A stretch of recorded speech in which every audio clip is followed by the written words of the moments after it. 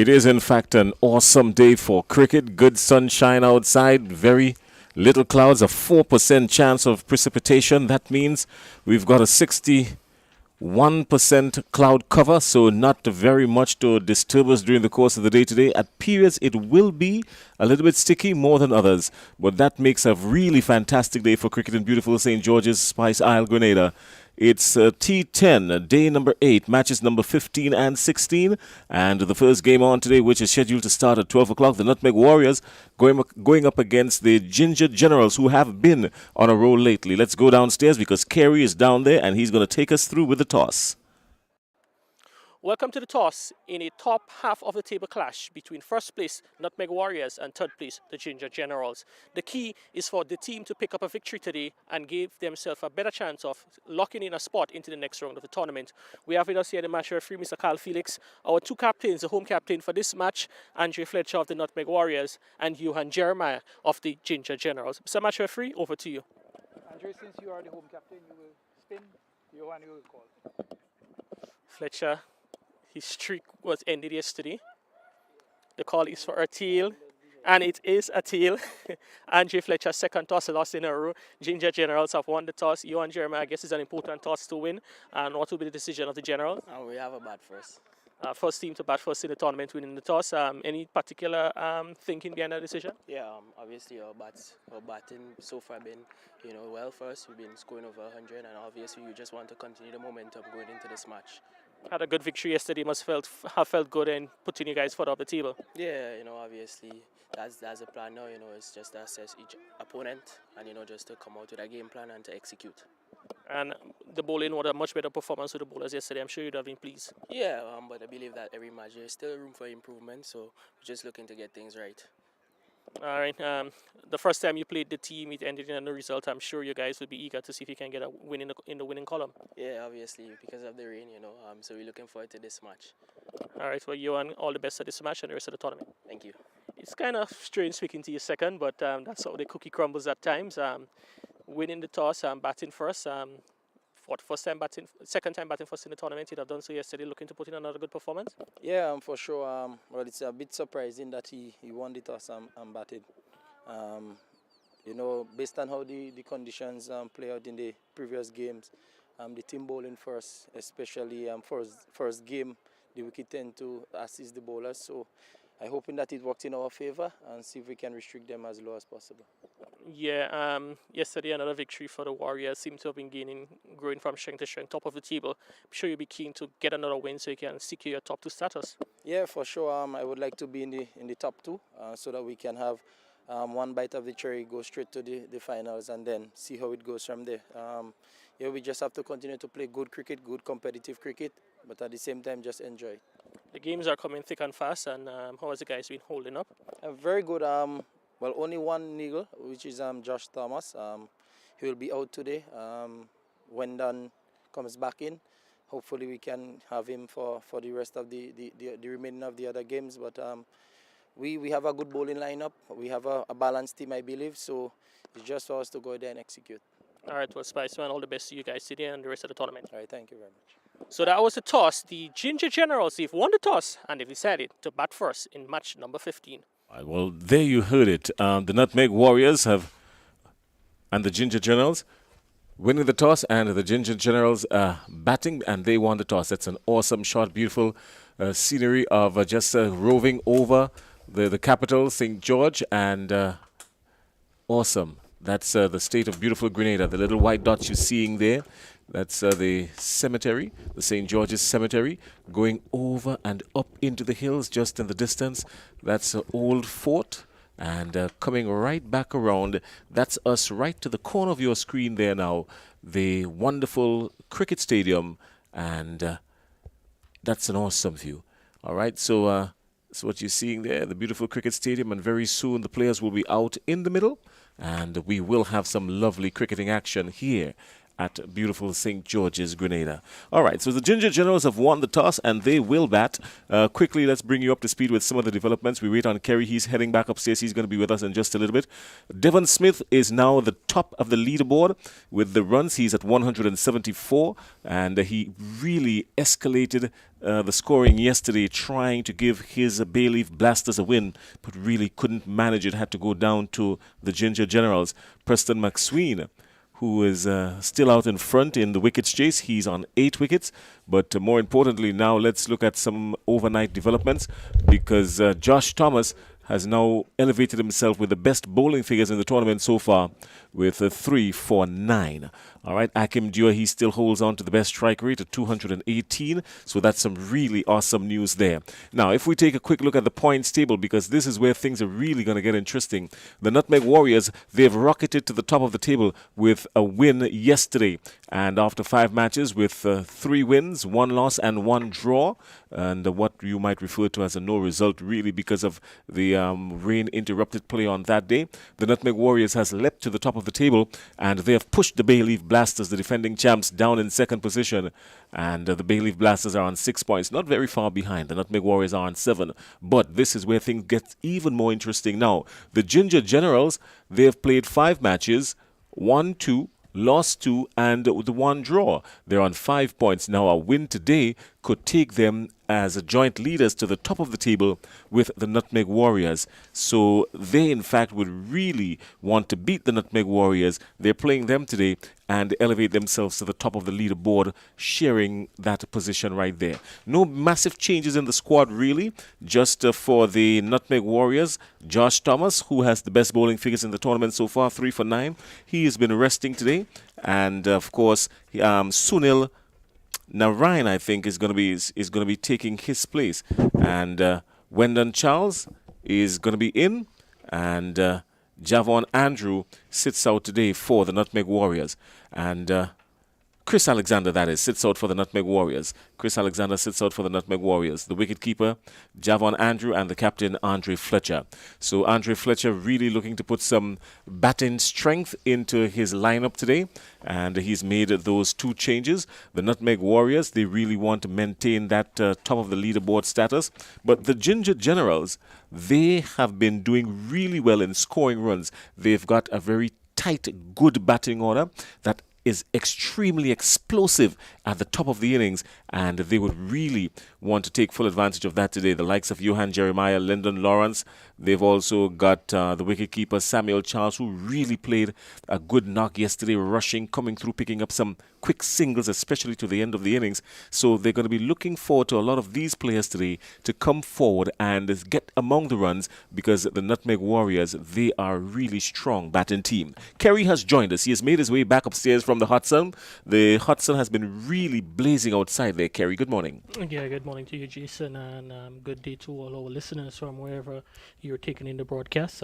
Welcome to Cricket Action here on the 8th, and I can tell you, Jason, it's quite a massive contrast to last week when we started. The first few days it was a bit overcast, there was some rain in the air, it was quite cool, but now it's typical dry season weather for us in Grenada and this part of the Caribbean, and we're really feeling the effects of it through the heat at the moment. Well, the folks at the Met Office did indicate that if you're going to be doing anything strenuous outside, you want to make sure that you're protected from the heat, because we're going to max out to 37 degrees again today. So that means if you're outside there in the middle, you want to stay really hydrated. And so too, I'm quite sure the players would have that in mind, because we've got the Dasani water break, which we will take from time to time. The fruited dismissal, I'm not too quite sure many of them will be looking forward to the fruited dismissal. That means that you're heading back to the hut. But they will be looking forward to the Power Aid Smashing 4s and the Power Aid Maximum. So a good day to stay hydrated. Yes, a wonderful day for cricket. And I mean, for those of us who are not involved in terms of the playing 11, we'd be quite happy to sit down up here in the air-conditioned rooms with the players. I can tell you that they would be feeling the heat. And the best way to keep cool outside there is to pick up wickets or score runs. And I'm sure we're going to see lots of those today. 2 opening batsmen who love to find the boundary. Lyndon Lawrence, who is, I believe, second on the list in terms of runs scoring. He's there. Johan Jeremiah is also making his way up the leaderboard in the run. So it's important, I believe, for the Ginger Generals opening pair to get them off to a good start. Well, they're off. We're off, and let's go. And the first delivery is a little bit wayward, not penalized. Just a drop it pitching inside the line, and the umpire not moved. So we're on the way. It is an exact bang on 12 o'clock start. So good afternoon, everyone. We've just made the switch. And welcome to beautiful St. George's Green. Alex Moses is firing in from the River Road end. And he's hooking and not convincingly at all, more or less taking evasive action because that one rushed onto him. Moses was coming in like a freight train, and that one rushed onto him and more evasive action, but all's well that ends well. Yeah, I think that one was, as you said, it rushed on to Jeremiah. I think he came onto him a bit quicker than he anticipated, and that is really as a result of the skill and guile that Moses possesses. You've seen that he has bowled quite well in the tournament, opening the bowling for the Nutmeg Warriors, and would have been quite successful for his captain. All right. It's a good shot, and the first run of the afternoon will come off the bowling of Alex Moses. And it means that Johan Jeremiah has now been brought. Here's with one, and Lyndon Lawrence comes into strike. Lyndon Lawrence has been striking the ball really well. He sat at the top of the run-scoring leaderboard for a while, but he's been pushed out by some good batting from Devon Smith. He'll be paying particular attention to that as well. Would love to really get back up to the top there. Yeah, very good season for the bat with Lawrence. Averaging 40, strike rate of 175. Pretty good stuff from the opener.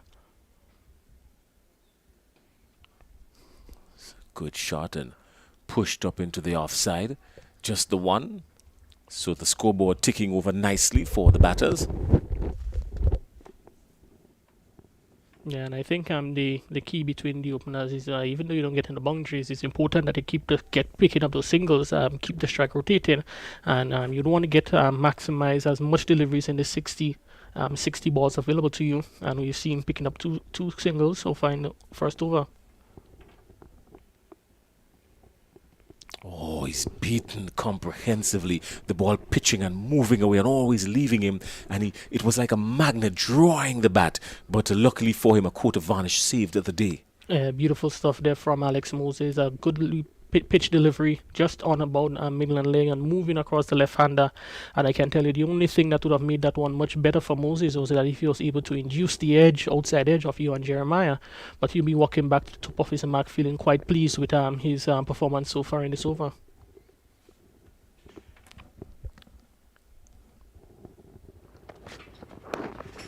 Jeremiah is back and turning and can't beat the fielder there.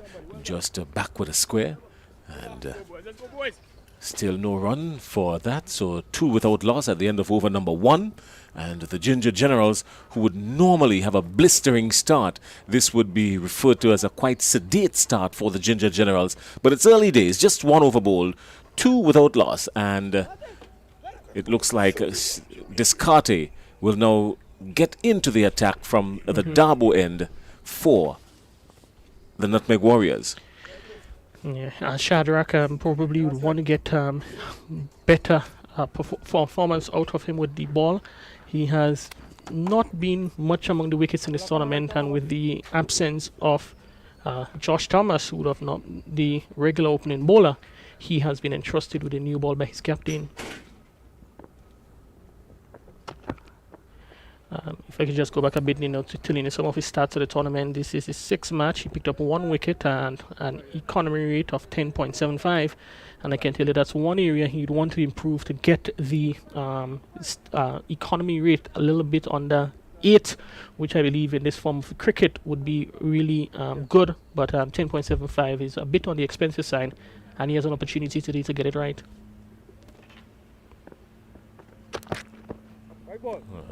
Descartes is wayward, and he will be penalized for it, no doubt about that.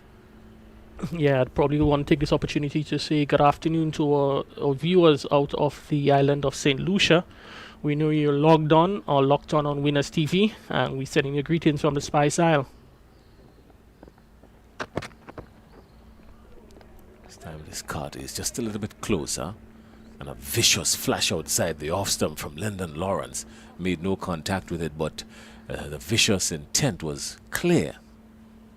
Yeah, and I think one of the things we noticed from Descartes in this over, he's making a conceited effort not to get close to Lyndon Lawrence or get up into his half. You can see most of the two deliveries, one wide and one legitimate delivery, was a bit middle of the pitch deliveries.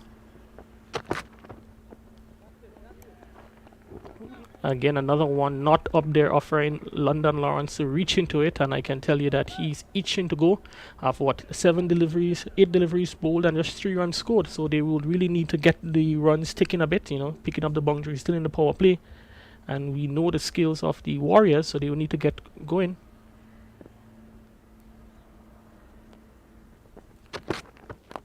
This time he's ballooned one with a healthy top edge, but really the fielder down there couldn't get it, and he picked up a cracking 4. It was cracked off the bat really, but more ballooned, and a life chance there for Lyndon Lawrence. He picks up 4 runs in the process. Yeah, reacted a bit late down there. Alex Moses, he was able to get his hands on it, but the ball would have already dropped by the time he would have able to get his hands down.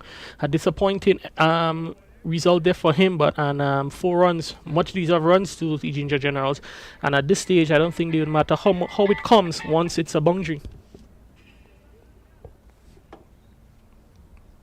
Disappointing discard look, but he knows how to pick himself up and get back.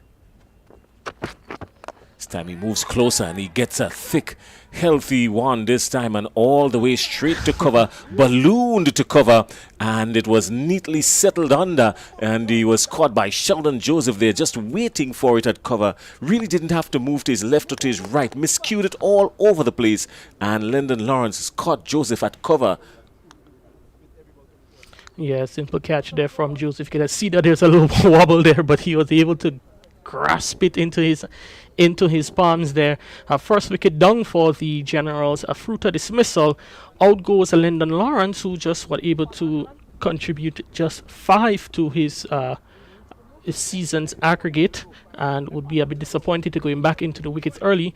But here comes John L. Eugene, a batsman who is really short of runs in the tournament and want to have a good innings for his team today.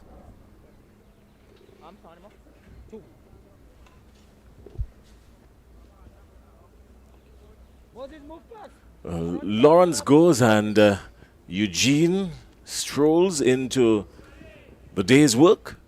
The day's work will start for him a little bit sooner than he would have anticipated, of course. But, well, you're at the crease, you've got a job to do, and he has to do it. So the Ginger Generals, the team that would normally get off to a flyer, they've had some really healthy scores in this tournament so far, scoring above 100 a few times well, posting some really huge scores. One of them, of course, being unfortunate in their first game. I think it was against the Bayleaf Blasters, where they scored this same Warriors, team, the Nutmeg yes. Warriors, yes. This time it's well guided down to third man. 1 fumble. They thought about the second, but then decided against it. So their first encounter was against this same Nutmeg Warriors, and they posted 128, I think it was, in quick time. And rain interrupted play, and they shared the points. So now they will look to put some separation between them. This time he's beaten for pace, and down to third man. Not convincing at all, but runs are runs no matter how they come. He was really beaten. It rushed on to him in a flash and was more or less trying to take evasive action, but then had to just fend the bat outside. And luckily for him, he was safe in the end. Yeah, very pacey delivery there from Shadrach Descott, keeping uncomfortable the batsmen from the Ginger Generals in an over, quite successful over for him, picking up his second wicket for the tournament, 1 for 7, good returns in his first over, and he would have been he would have repaid the faith and trusting in him by Captain Andrew Fletcher to bowl the second over of the day. We're getting ready for the third over. We're still inside the power play, and more real good cricketing action to come throughout the course of the day today. Alex Moses will continue. This time he's playing him nicely, confidently. Forward, Johan Jeremiah, the captain.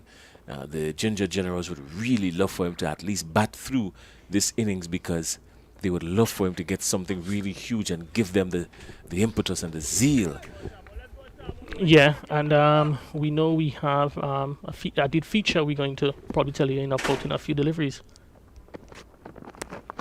And He's looking to pull and kicking it away at the very last moment, living dangerously there. Johan Jeremiah, really, he was... The ball was rushing back almost into the stumps. Would have been very unfortunate there for him.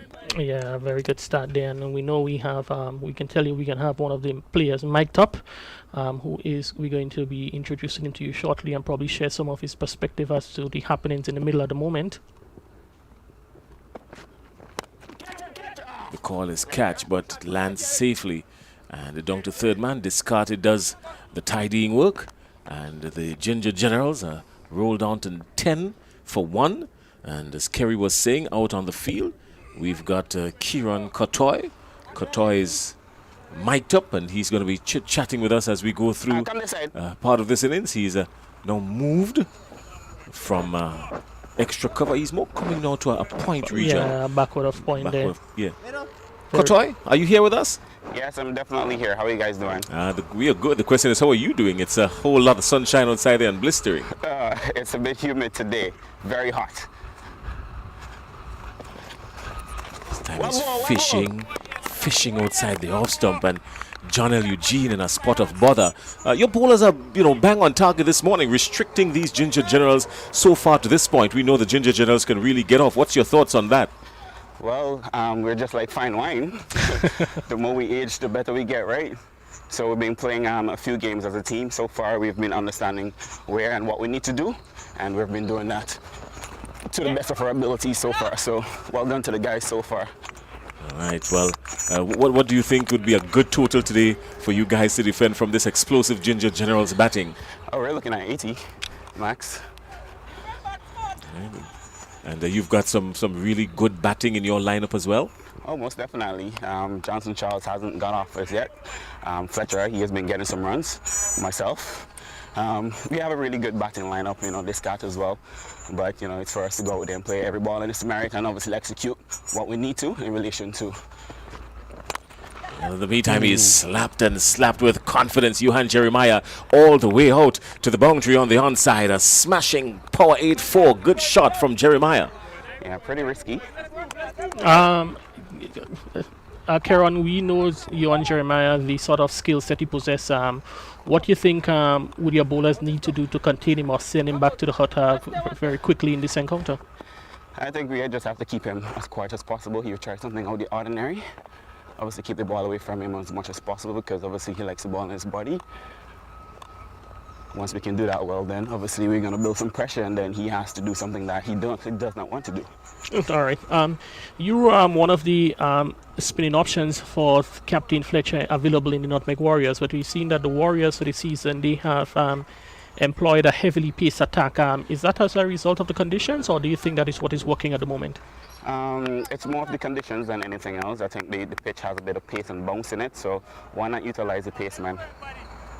All right, well, Imran Joseph will continue now from the Dabo end for the Nutmeg Warriors. And Eugene is playing nicely, and there's a shy of the stumps here that could have spelled danger, but he was all in all sorts of confusion. They had to scamper home and made it just in the nick of time. So Johan Jeremiah lives on. Yeah, I wish that one was hit to me. Yeah, we know you have made that backward point position. Whoever you play for the Windwards, the St. Kitts Nevis Patriots, St. Lucia's Kings, we know you're quite good in that position, and we hope that the fans probably can get to experience one of those in this tournament. This time he's playing it all sorts of trouble there, and Kotoy himself comes around and does the tidying work. So the Ginger Generals are 16 for 1, and we're still inside the power play. Normally they would have gotten off to a flyer, and this is some good restriction applied here by the Nutmeg Warriors on these Ginger Generals. Keep going, man.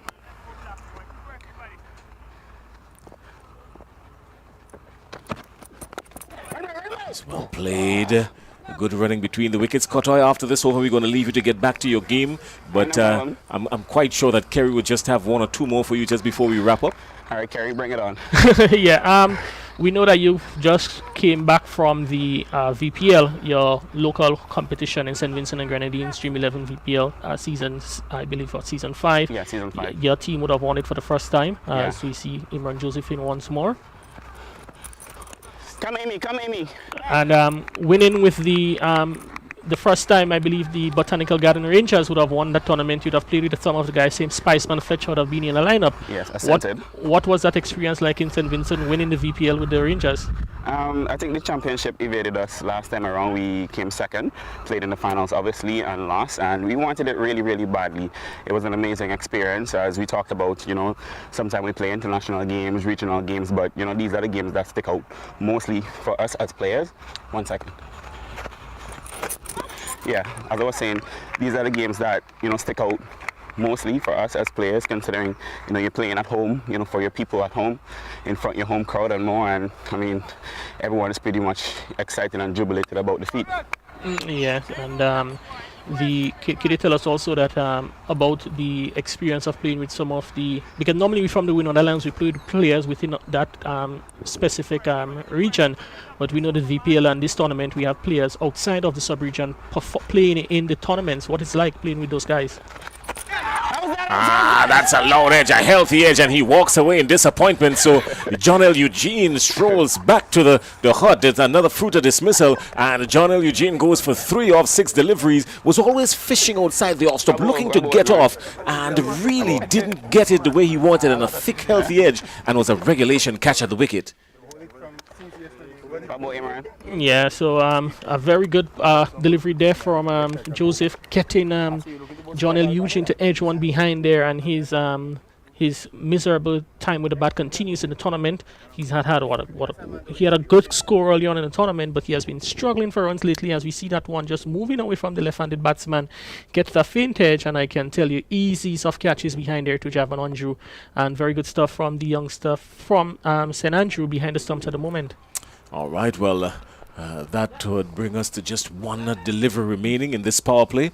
And just before we wrap up, Akim Dua is heading to the wicket. Kieran Kotoy, thanks a lot for spending time with us. We heard you that you were the beaten finalist in your VPL last time around. The Nutmeg Warriors, the beaten finalists in last year's tournament. I'm quite sure you would love to have a repeat of your fortunes that you had at the VPL here in Spice Country.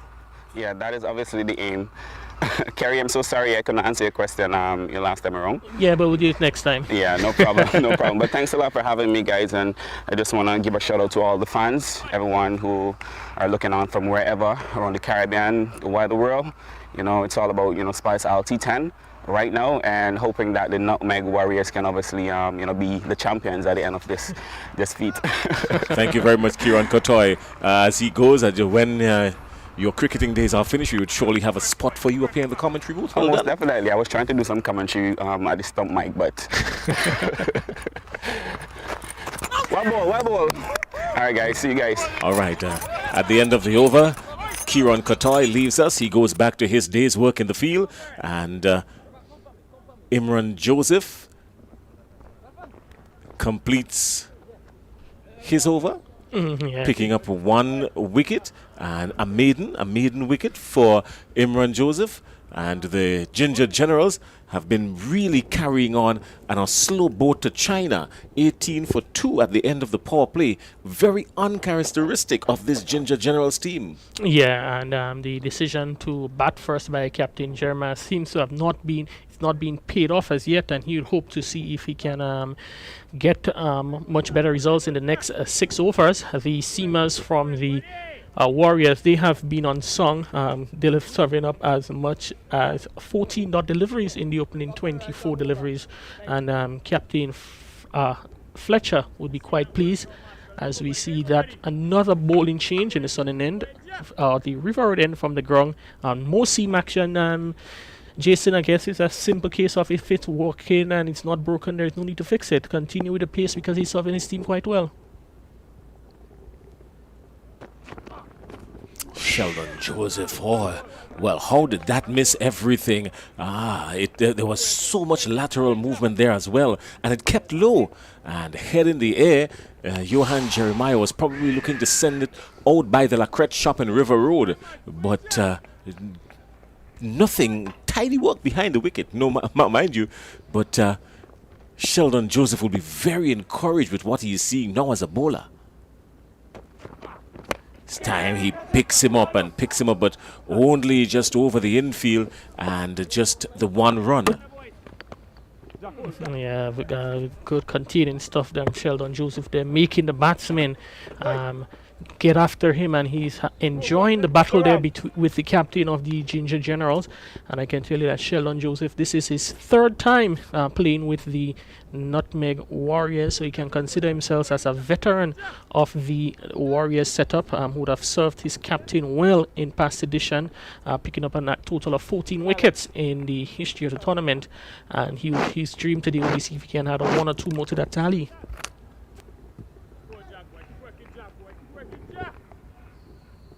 And Jason, we see now the new batter Akeem Diwa of Jamaica and Ewan Jeremiah, an important partnership for the Ginger Generals. This time he's beaten and comprehensively beaten with more away movement to the right-hander. He looks at the wicket, but really he was just beaten all ends up. Good work there by Sheldon Joseph. Looking dangerous and attacking. Coming in. Say he's a medium pacer, but he's an aggressive medium pacer. Is he, Sheldon Joseph? Gets a lot of movement off the turf. Yeah, and he's at the batsmen, not giving them much room, and the other ones who have to. This one is driven back past him for 4. That one had 4 written all over it. It came off the bat in the most vicious of manners, and it was brutally struck straight back down for 4. That's a power 8 cracking 4, and boy, did it crack. That was a beautiful shot there from Akeem Diwa. He just came forward and just leant into it. Littlest of movement, and I think there was a lot of hand action into that one. Beautiful shot straight down the ground, and the shot of the morning so far from the right-handed Jamaican batsman. The Jamaican is bowled. Oh, that's a perfect comeback. I mean, he was going after him, and now Sheldon Joseph just said, no, hold on, let's press the pause button, and the stumps went in all direction, and that's the end of the Jamaican. He is heading back to the hut. Another fruit of dismissal. Akeem Diwa goes. He's bowled by Sheldon Joseph for 4. And the Ginger Generals continue with their sinking 23 for 3. Excellent stuff there from Sheldon Joseph, keeping it at the stumps. It's a situation we's always here in the game of cricket. You miss and I hit, and Akeem Diwa wanted to take the attack to the bowler, but the bowler succeeds in seeing the back of Diwa, because we've known his exploits in the tournament. He can hit a long ball, and today the Nutmeg Warriors will be quite pleased. Just one delivery shot of 5 overs, and they've picked up already 3 top batsmen from the Ginger Generals unit. Keon George heads to the middle. Really, he had no intention, I'm quite sure he had no intention of coming to work this early in the middle. But with the fall of wickets, 3 wickets already going down, the Ginger Generals 23 for 3. And at this stage of the game, in their previous 2 encounters, they would have been way past 60 already. But they've been really reeled in. And the Nutmeg Warriors stemming the flow of runs from this explosive Ginger Generals batting lineup. The Ginger Generals are 23 for 3.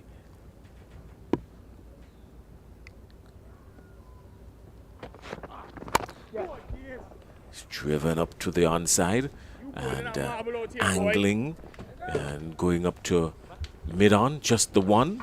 So immediately George gets off the mark with a 1, and that brings up the end of the over, the end of over number 5.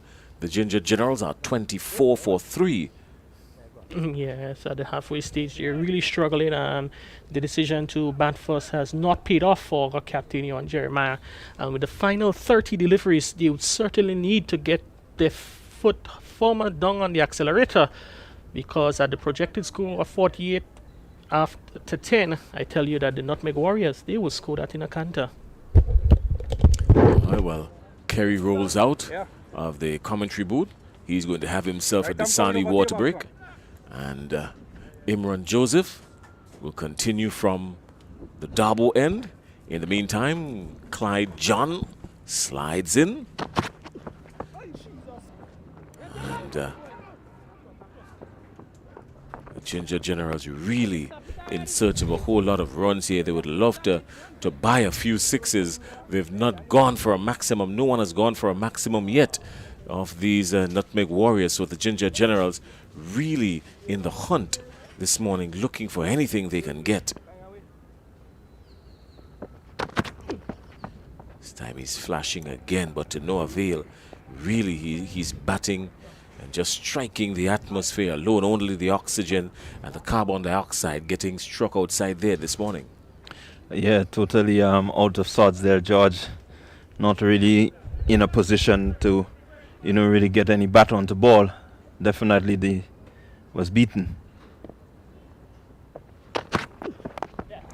This time he just drops it down on a quick, comfortable single.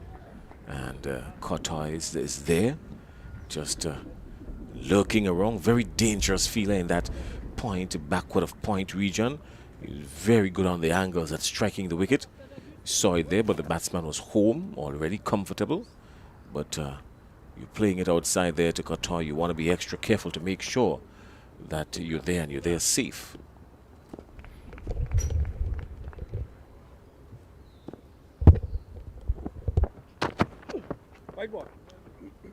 It's penalized by the umpire. No need to do anything rash, Imran Joseph. Yeah, has been bowling well so far, and I think he will be advised to, just continue to keep it, and, there just outside the off stump and let it continue to do its little bit.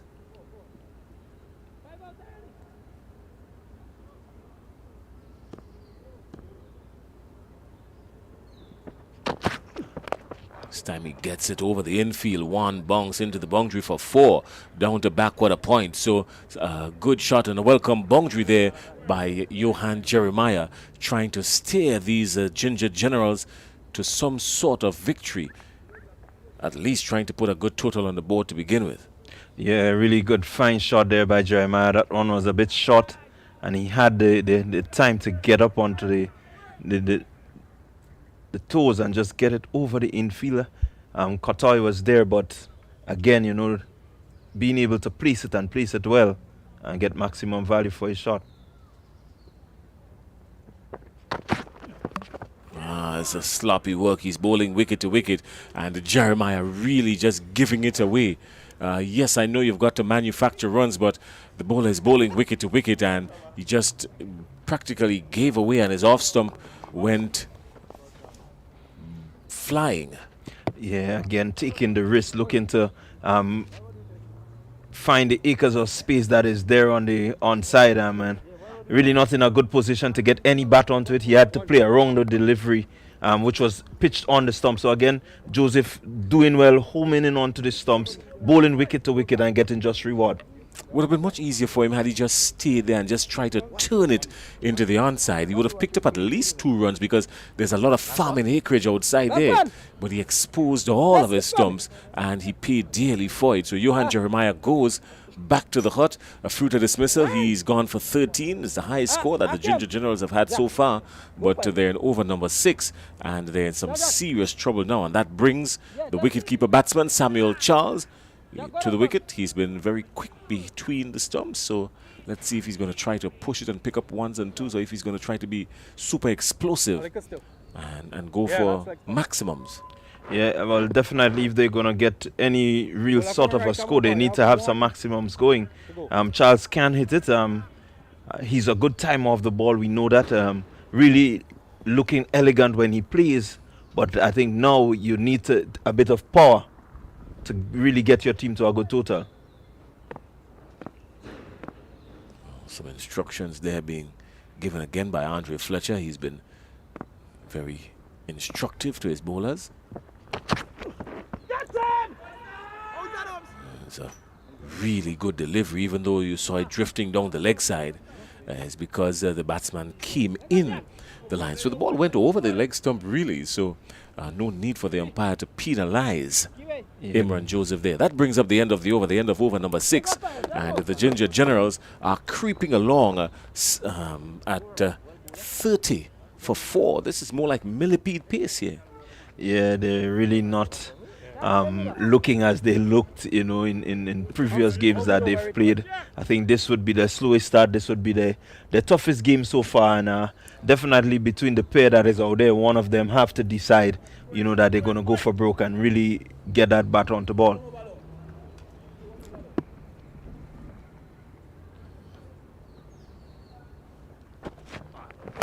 Joseph is into George, and George is smacking him through mid-off. Just the one. Didn't time it too sweetly. He kind of mistimed it all over. And had he really get the timing perfect on that, it probably would have beat the fielder there at mid-off, because he had to come around just a little bit. He was kind of straight. Yeah, definitely. He missed, just that little bit of timing that caused it to really just slow down a bit. But again, Descartes moving pretty quickly, ensuring that he got his body behind it. It's well bowled and turned him around like a blender. The call is 1. They come back for 2. And he gets it easily in the end, eventually. But he had Joseph there. He had Charles there, sorry, turning around like a blender. Yeah, really good running there by George, keeping the pressure on. They didn't run the first one too hard, but realizing that the ball took a while to get down to the man down there at long on, he decided that he's going to go for 2.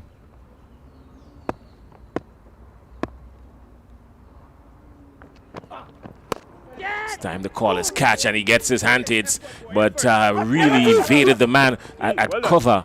And it would have been a really good catch, but just he got his fingers to it, but it was a little bit too hot to handle. Yeah, really good effort there. It seems like Moses there just being able to get a full extension and almost reeling it in. A really good effort by him.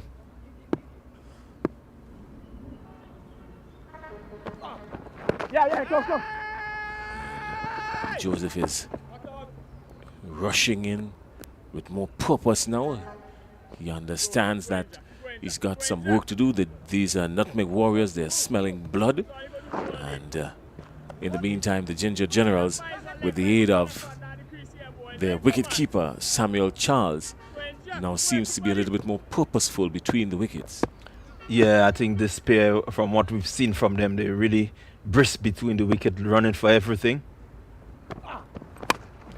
He's getting thick outside edge and down to third man. Just the one. So the score has been rotated neatly by the Nutmeg Warriors. Alex Moses is down there, third man.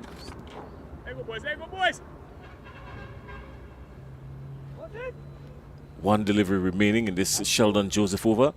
He's about to complete his spell of 2 overs. So far, only 11 runs coming off of it, and picking up just the 1 wicket.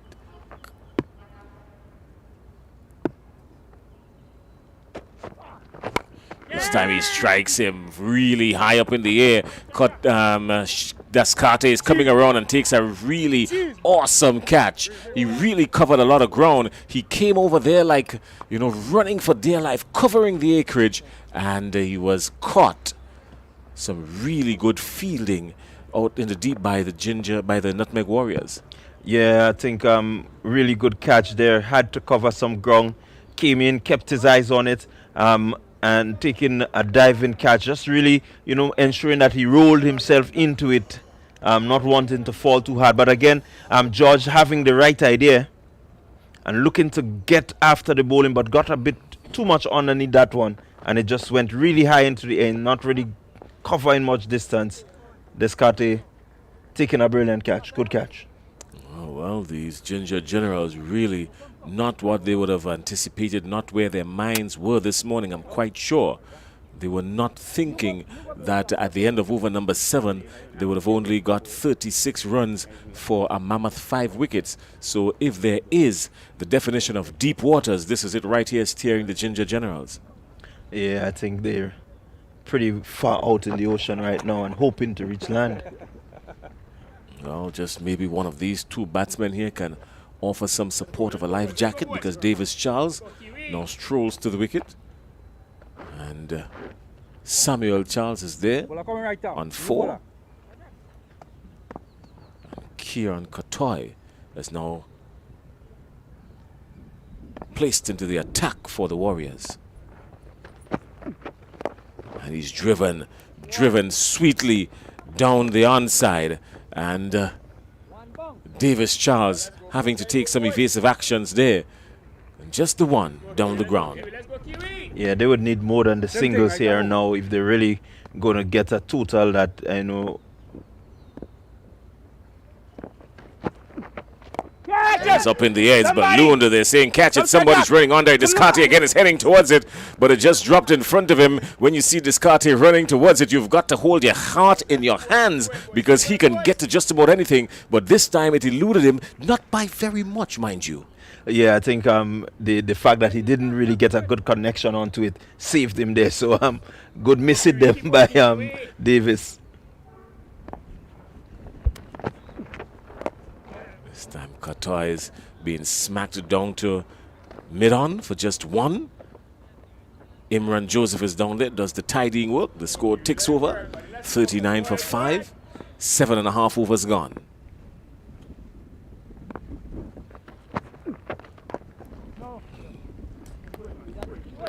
It's a leg break bowler, isn't he, Qatar? Yeah, he's a leg break bowler, and looking at that one, it seems like it stopped on him. This time he's getting some degree of movement, and he's played out through the covers for just one. So Qatar has been keeping it pretty tight so far. He's escaped a few times, pitched up in the half of the batsman a few times, but not been taken full advantage of. He must be pleased with that. Whipped in through the onside for one. The call is one. There will only be one. Mid-wicket does the work. And that's the end of over number 8. Well, at the end of over number 8, the Ginger Generals are 41 for 5. A projected score of 51. If they continue going at 5.13 per over, they would really want to pick up the pace here now. Throw caution to the wind. Yeah, definitely they will want to throw caution to the wind. Somebody has to, you know, really decide within themselves that they can clear this boundary, have the confidence to clear it, and really look to pile up at least 20 runs in the next 2 overs.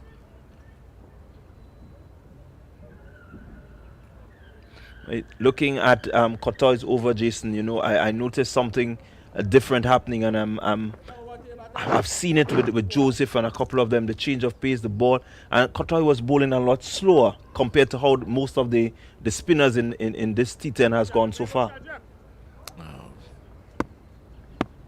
Descartes comes back into the action.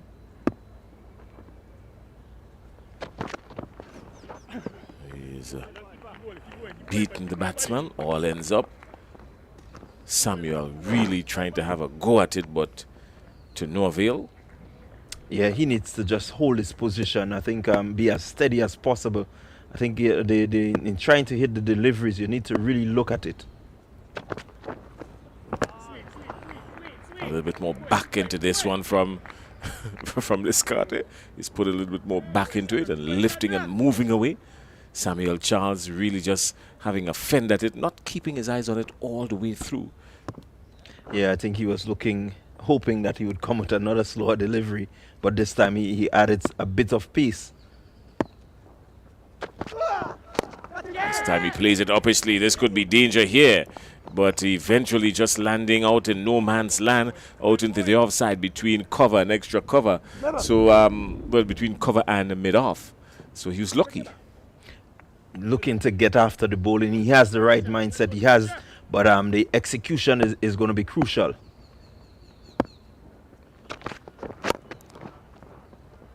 Just the one into the onside. You can actually feel the tension, knowing that something really dramatic is about to happen, because with all these dot balls and just these ones alone, the pressure is building, so you can tell something is about to happen. The run rate has dipped again to just under 5 now.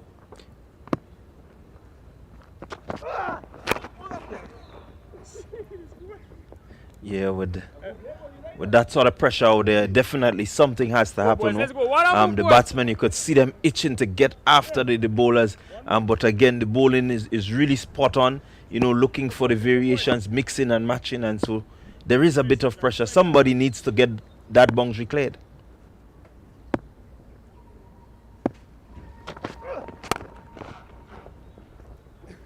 Boundaries have been elusive for these Ginger Generals, really. And at the end of 9, they are now 45 for 5 with a projected score of 50. They would really want to do something about that, because it would be light work for these Ginger Generals, for these Nutmeg Warriors. The Nutmeg Warriors, they really come into their own this game, don't you think?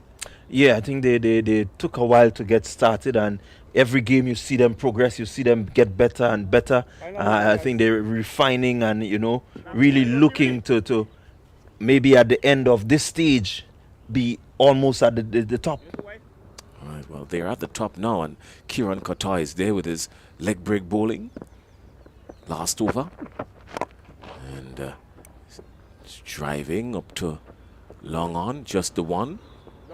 Says he's a leg break bowler, doesn't give it much flight really, and gets the odd one to turn, I think.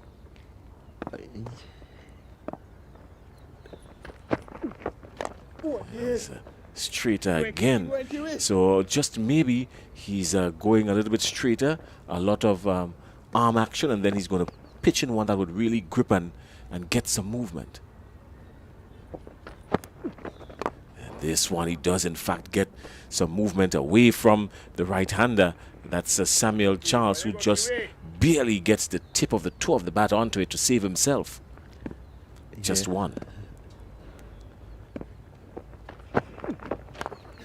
Well, the shout is catch. Is he going to be taken? Yes, he's taken at backward a point, and that's the end of that. The end of that for Davis Charles, who goes for 5 of 6 deliveries of the bowling of Kieran Kotoy. So, yeah, the one that just turned away and moved away from the batsman, and the fruit of dismissal sees Davis Charles walking back, or maybe now having a jog back to the players' pavilion. He's gone. Yeah, good delivery by Kotoy again. Not much pace, so the batsman had to delay the shot and was not able to really get no power behind it, looking to really heave it over the leg side. But that one moving away, as you said, Jason, presenting a pretty simple catch. Though he had to go up, but it was more or less in control. And so Davis goes, impetus not yet seen. Moses made light work of it outside there, backward a point. He didn't really have much to do. It was just a stretch and a regulation catch for him. And Adel Beggs now comes in. He's got 2 legal deliveries remaining to negotiate. And Kieran Kotoy, his eyes have just lit up, seeing the bowler coming. This could be exciting stuff here.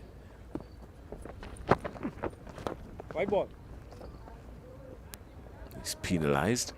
It's always exciting, good, dramatic stuff for the camera when a leg break bowler goes into a bowler who's holding the bat.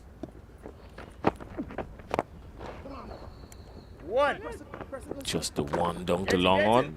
I think they should have at least put the field under pressure and try for a second. I don't think they will, knowing that it's Imran Joseph, one of the stronger throwing arms around. You dare not do that. Got nothing to lose now. Got to go. The shout is catch. Is he going to be taken just behind the cover? And they go for one, coming back for the second. And the battle's grounded. He's not out. The umpire keeps his hand down. That's the end of the over. That's the end of 10. 51 for 6. The Ginger Generals being restricted, being placed on pause here by the Nutmeg Warriors. 51 for 6 after 10. Yeah, really slow, as we keep saying, display from the Ginger Generals. We know them to be a lot better than this, but you can't credit the Nutmeg Warriors to really good bowling. I think they stuck to their plans and they executed really well. And so you see the total that the Ginger Generals posted. Well, this is nothing shy of a 1985 geese boat leaving Port St. George heading to London. It was really slow, and it was slow from the get-go. They were really pegged back a number of times, and every time the Ginger Generals tried to accelerate, the brakes were put on by the Nutmeg Warriors, and so they've restricted the Ginger Generals to 51 for 6 after 10. Only 2 batsmen in double figures. Johan Jeremiah, 13. He was bowled by Joseph, and Samuel Charles not out on 12. Again, he's been doing really well trying to pick up ones and twos between the wickets, but this time it didn't work out too well for him. The Ginger Generals have been restricted to 51 for 6. On the bowling end, 2 wickets apiece for Imran Joseph, who picked up 2 for 9 of his 2 overs, and also Sheldon Joseph, who picked up 2 for 11 off his allotted 2 overs. Shadrach Descartes just picking up 1 for 11, and Kieran Katoy picking up 1 for 11. So pretty steady bowling there, and some good work in the field as well by the Ginger Generals. So all in all, they've done well to restrict these Ginger Generals for just 51 for 6. Yeah, really good job there by the Nutmeg Warriors. I think Kerry has one of the Nutmeg Warriors with him, so let's hear from Kerry now. Thank you very much, Clyde. We have here the Shadrach Descartes. Shadrach, must be pleased with your bowler's effort restricting the powerful Ginger Generals to just 51. Yeah, I'm very pleased. We have to be thankful for this performance by the bowler. The bowlers have been bowling well in the past few games, so no surprise, in the end result. You yourself put in one of your better performances with the ball, 1 for 11 off 2 overs. You must be feeling a bit good today after that performance. Yeah, a lot better than the previous games. Coming into the party. Coming there is all about using the pitch and varying the pace and keeping an eye on the batsman. How important it is for you guys to finish in the top 2? You know what it's like playing in the VPL, experience that teams finishing in the top 2, they get 2 bites of the cherry to the final. I guess you guys will be aiming for the same thing with Nutmeg Warriors. I mean, all teams will be looking to place in the top 2. Given that you have 2 chances to qualify for the finals. Any team would be satisfied with placing in the top 2. All right, well, Shadrach, congratulations on your performance and all the best for the rest of the tournament. Thank you, all the best. All right, so Shadrach Descartes, 1 for 11, one of the better performances with the ball, and he's quite elated with that, and his team should be able to cross the line from here. All right, well, thank you very much, Kerry, and we will come back with a reply. The reply will be in just under 5 minutes, and we anticipate it will be quick, fast, and in the hurry, because the Nutmeg Warriors, they're only in search of 52, and they've got 10 overs to do it.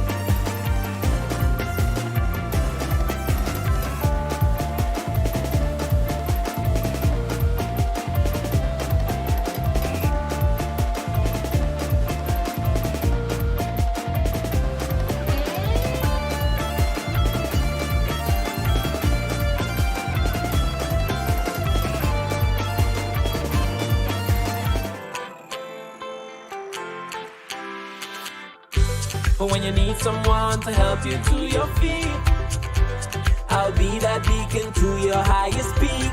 I'll be right next to you, no, I will never leave. Come on, take my hands, we got everything we need.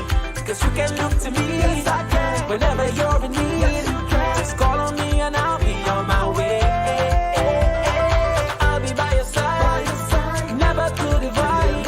The light that shines our way. Wherever your road leads, we'll be right there with you. Wherever your road leads, we'll make your dreams come true. Next side, next side, next side, right next to you. Nexa Credit Union, with you wherever your road leads.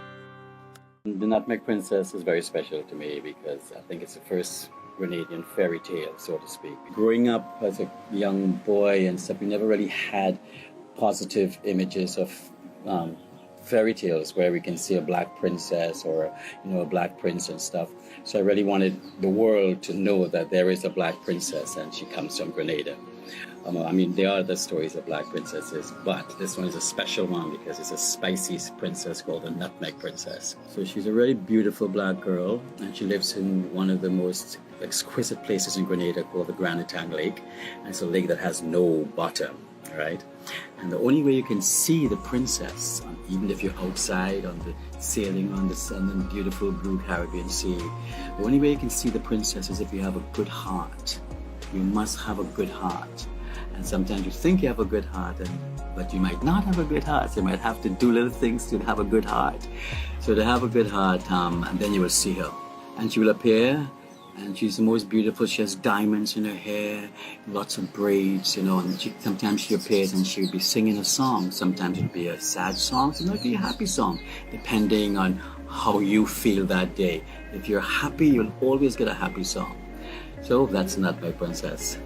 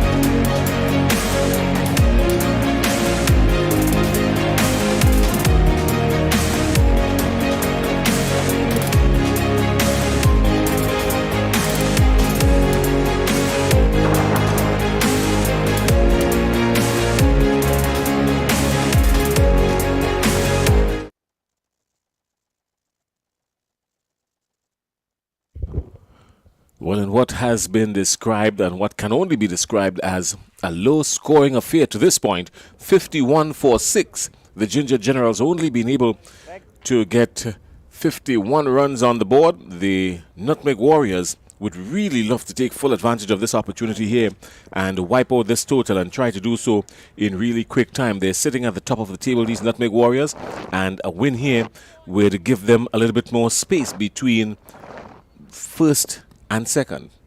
Yeah, definitely. They will be eyeing 2 points here. You see the powerful Johnson Charles and Andre Fletcher out there, so it could be over in quick time. But I think from what we've been seeing, the Ginger Generals, they would need to have a disciplined bowl out here in the middle, and maybe they can, restrict them a bit. Maybe not win, but they can definitely do some restricting. Well, I'm quite sure that winning would be on their minds, these Ginger Generals, and the action is about to get on the way. No. Immediately, Nicholas Redhead is bang on target for these Ginger Generals. He has some good pace. He generates some good pace and would really love to just fire in today and use some variation and pick up some wickets, wouldn't he? Yeah, it will take a good discipline start, and he has started well, and they're going to need to be disciplined all the way through.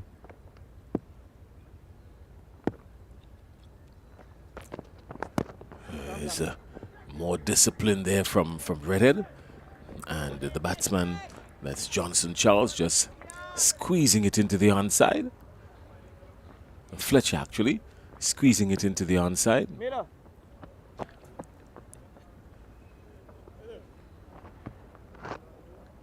I think the Ginger Generals, they have to use the wicket as much as possible. They've seen how well the Nutmeg Warriors bowled, and the kind of lines and lengths that they kept. And so it's important for them to make sure that they keep the same discipline. Well, the batting pair is Sunil Narain and Johnson Charles. So Narain is on strike. Narain coming in for Josh Thomas of these Ginger Generals.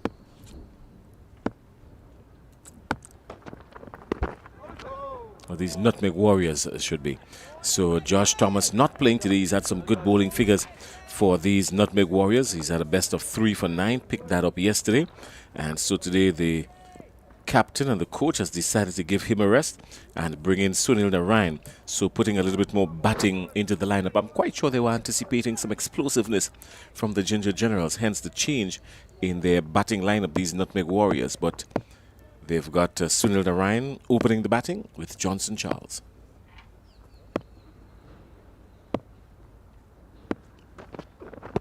This time he's angling down the leg side. Good bowling again from Redhead. I mean, he's been spot on, bang on, and rushing in. And the batsman beaten for pace, Narain. Yeah, good to see Narain out there getting a chance to be at the top. I think the Nutmeg Warriors recognizing that it's not too much of a strenuous total. It's very manageable. They just need at least five runs per over. One shot of Johnson Charles' bat could give them that. So they're giving an opportunity to the youngster. Oh, welcome to the party, youngster. Almost chopped it onto the stumps. Watch how you looking? And batsman not happy with the appearance of the wicket. Don't know. He's brought it to the attention of the umpire. Maybe just angled a little bit.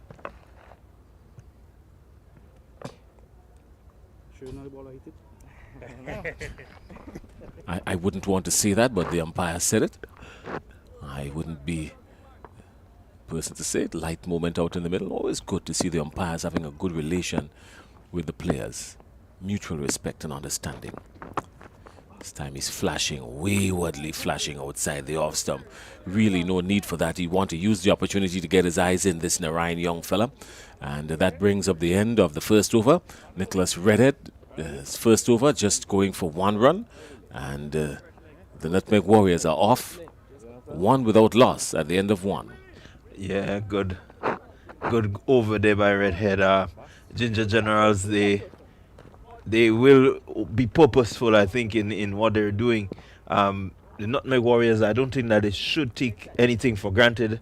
They should be as focused and determined to really knock off these runs as quick as possible. Yep.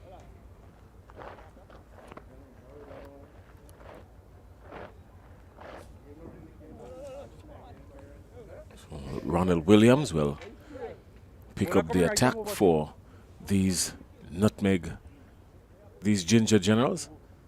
Got to get the lips and the mind working together. If we don't do that, it might be very chaotic inside the commentary booth. Yeah, Williams getting his first bowl in the tournament, and looking forward to seeing him and see what he has to offer. Pretty slim build, but has a little bit of height to him. Let's see how he goes. Oh, well, this young fella is a fearless young fella, so it seems. And he's greeted Johnson Charles. Good afternoon, Mr. Charles. Yeah, good shot delivery there by Charles, in all sorts of trouble there by Williams. I don't think he expected that a delivery like this from Williams. Well, Williams has decided if you're going up against the Lion, you might as well go hard. Yeah, definitely go hard, and what a good way to start. I know Johnson will respond. Let's see how he goes. Let's see if he can maintain it.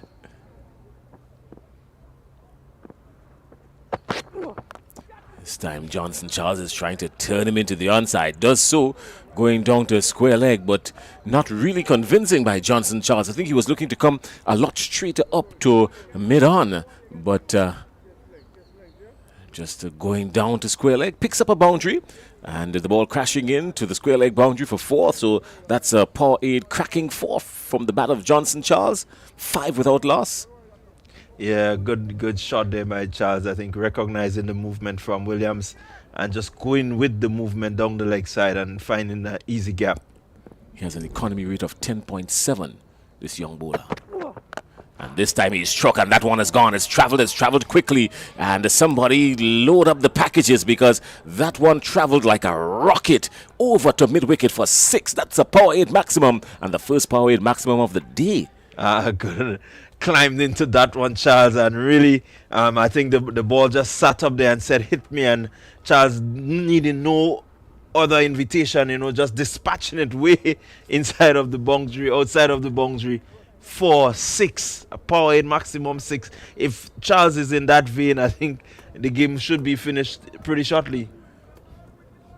Ronald Williams has 4 wickets to his name in this tournament already. Best bowling figures of 1 for 3.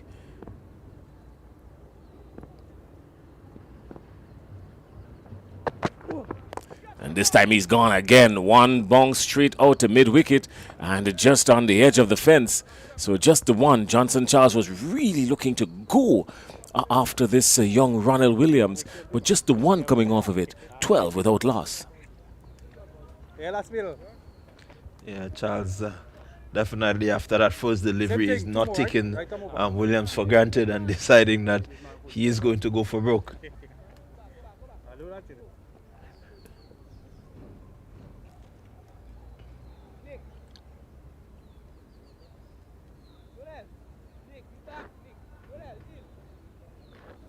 I think Jeremiah would be looking to stifle Narayan there a bit, looking to attack, so you see a slip going in. Maybe just that bit of pressure could, give them an advantage, Jason. I'm quite sure that's what Jeremiah is thinking.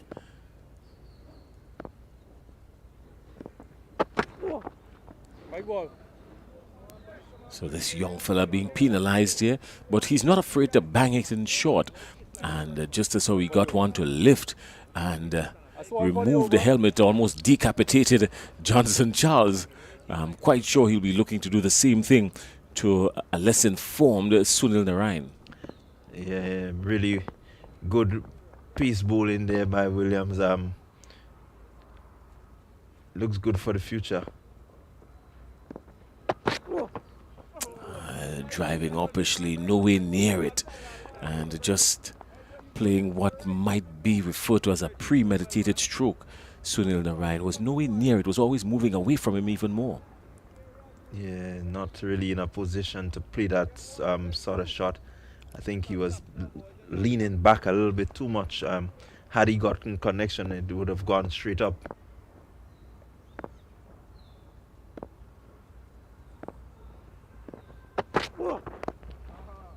This time negotiated a lot better.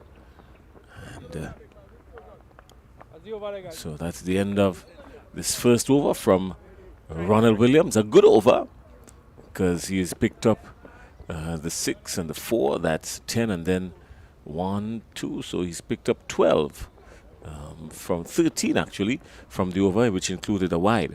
So 13 from the over. Yeah, even though he was dispatched for a 6 and a 4, his intentions were spot on. You know, you've got to bring it on and rush in and bang it on the target. Yeah, I think what the only thing I would say was missing was a deliberate slower ball. You know, I think he tried to keep pace on, but you see that the wicket is gripping. There is something there for the bowlers when they slow it up, and so definitely he would want to make sure that he includes that as part of his armoury. The slip still in play for Sunil Narayanan. This time he's lofted it over the head of the man. Just missing it. This is Ronald Williams. He was right there at mid-wicket and, square leg actually. And the ball just lofted and he got hands to it.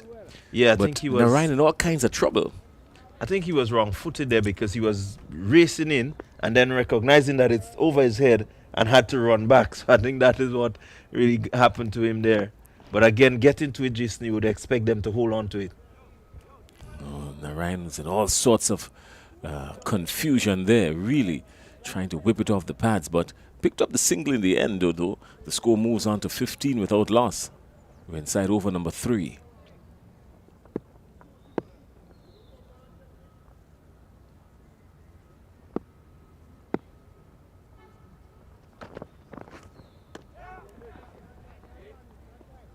Johnson Charles probably looking to finish this inside the power play. His intention is to go after Nicholas Reddett clearly, and very uncharacteristic of him with a delivery like that from Reddett, but he was probably thinking, if we're going to get it over, better we get it over now. Yeah, and that's the way he plays. He will not hold back once the ball is within his arc and a range where he can go after it, he will.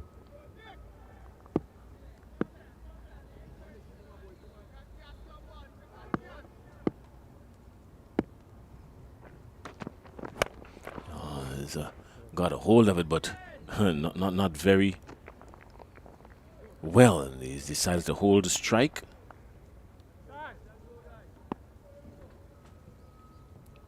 Yeah, good over so far by Redhead. Again, you would want to see him just have the batsman thinking a bit, let him know that he cannot really play, you know, as freely as he wants to. By using some variations, using some slower balls. We yet to see it happen.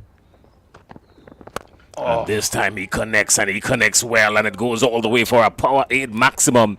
So Johnson Charles lofting Nicholas Reddett over mid-on, and 6 runs, well struck, power 8 maximum. Yeah, I think this one was the slower one, but it was just too close to him. And you can see that, you know, Charles realizing it's in his arc, and that's a simple hit for him. Once he got that leg down the wicket, he just hoisted it over. Simple looking 6.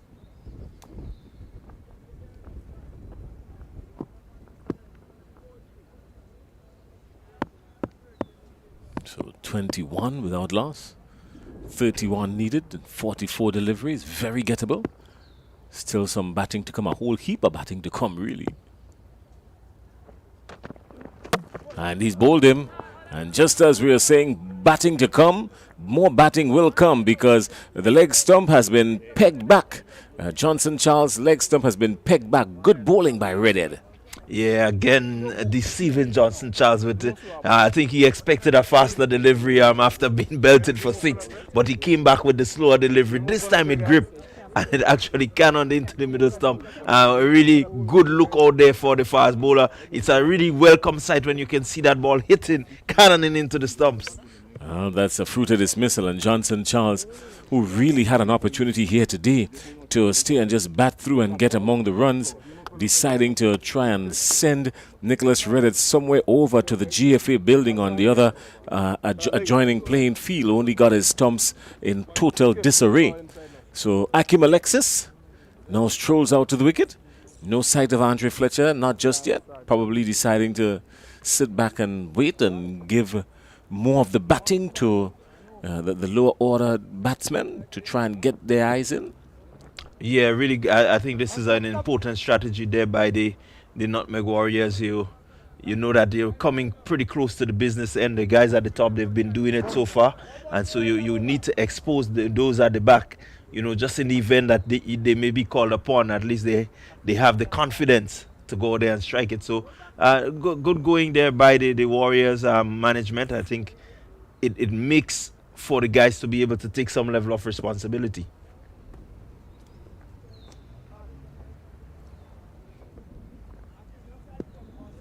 So Alexis will have one legal delivery to face from Redhead.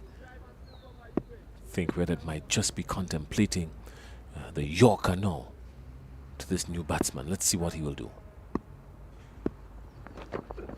Ah, yes, he tried it. He tried it, but it was squeezed out into the offside for no run. So he did, in fact, attempt that Yorker, but well negotiated there by Akim Alexis, and the score remains on 21 for 1 after 3. Good thinking there. You called it well, Jason. I think maybe you should be out there playing a little bit more, man.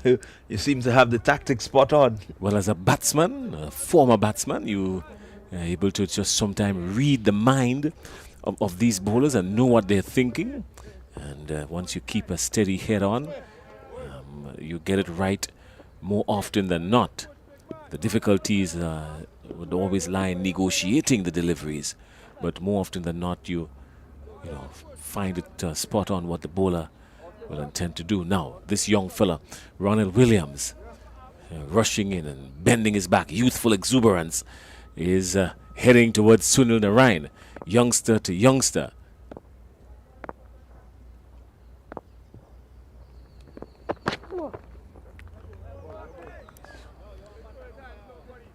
Narayan begging and pleading with the umpire. The umpire just watching him without any emotion whatsoever. Yeah. Emotionless is worse than saying anything.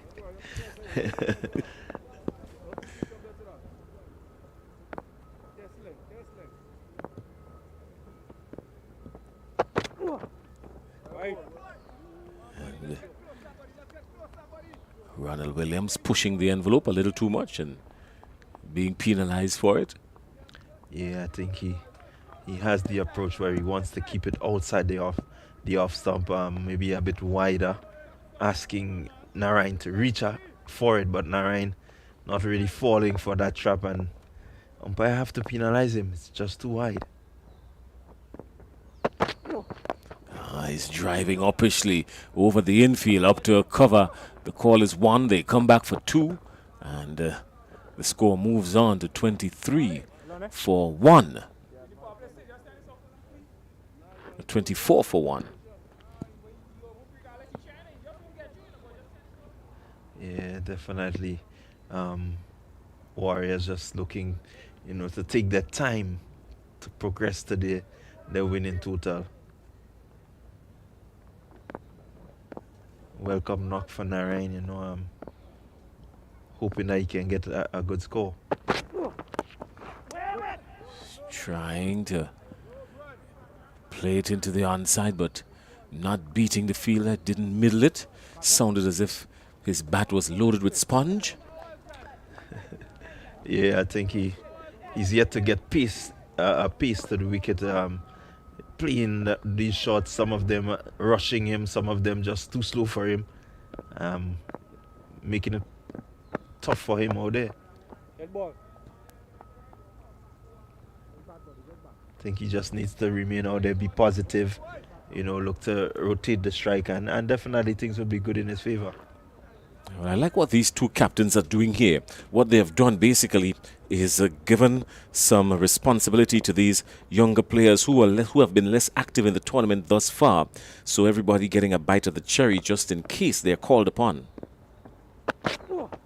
This time he's flashing outside the off stump. This will travel. It will travel all the way. Will it go for 6? Did it go for 6? It went really close to the ropes, but a very thick outside edge just on the bottom of the bat and dropping just inside the rope, and a power 8 cracking 4. So it was cracked for 4, but not in the most convincing form.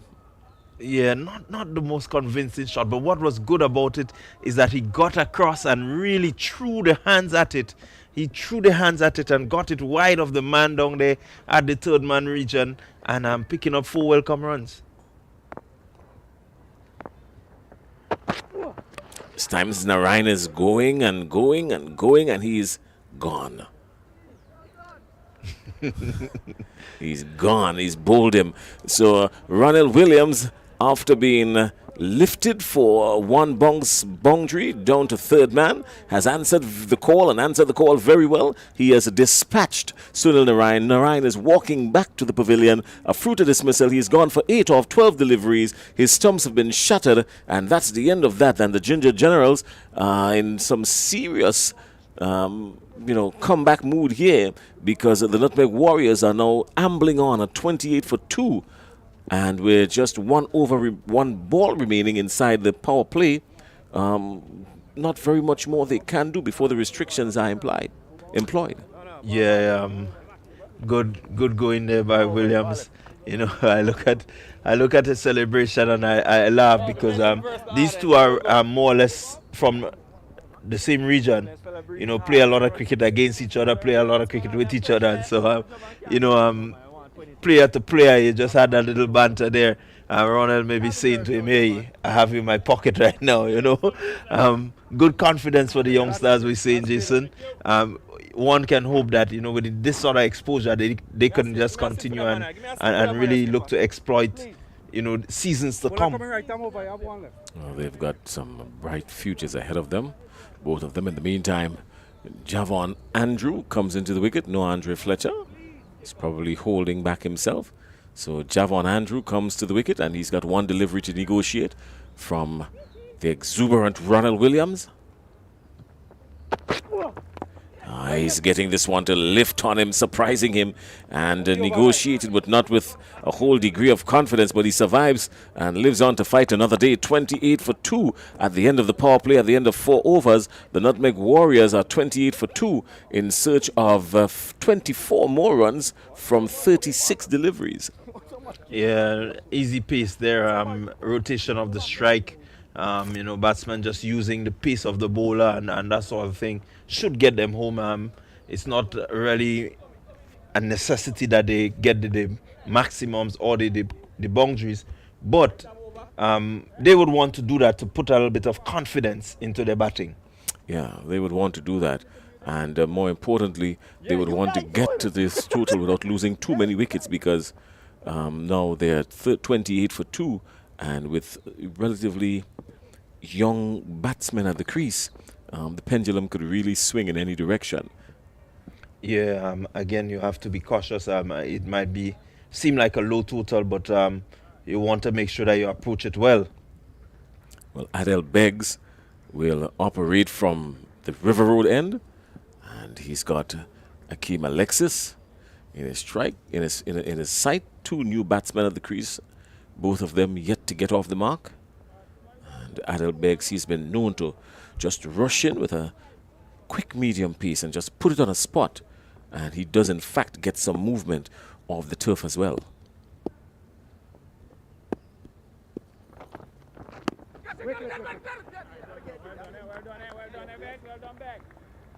Yeah, again, Beggs will know a lot about Alexis, and definitely will want to ensure that he keeps Alexis in check.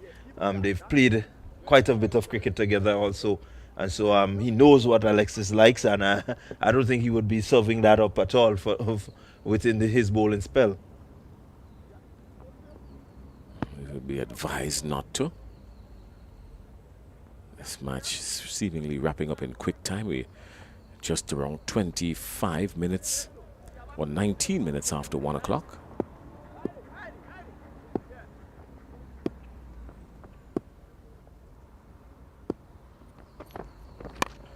It's a driving, peeling off a thick inside edge and down to a backward square. So 2 runs. Yeah, good shot there by Alexis. Beggs looking to cramp him, swinging the Yorker, but he was equal to it and really keeping his eyes on the ball, making sure that he got that bat down quickly. Now, Beggs is a very deceptive bowler. You know, he seems like he just ambles in, but has a pretty quick arm, and so can deceive the batsman if he's not careful.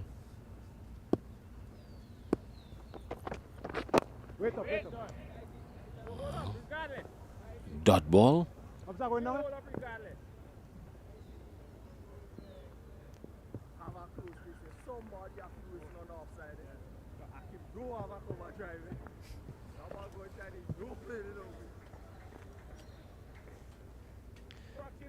Lots of space around for the batsman to, you know, really capitalize on.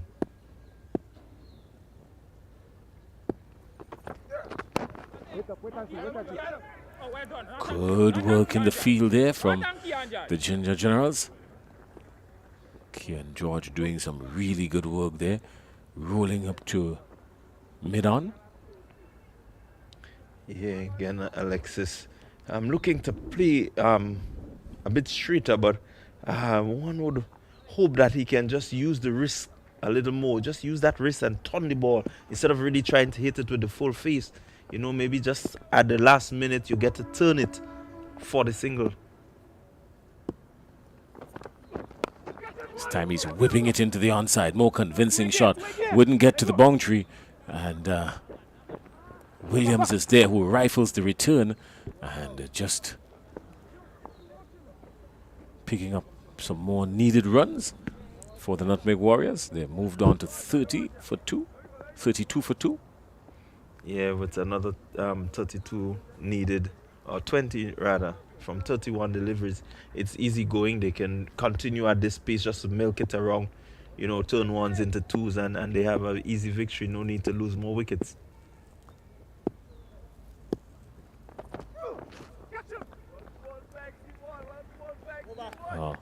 Adel Beggs has caused some confusion there in the mind of Jevon Andrew. He was really looking to belt it, but to no avail.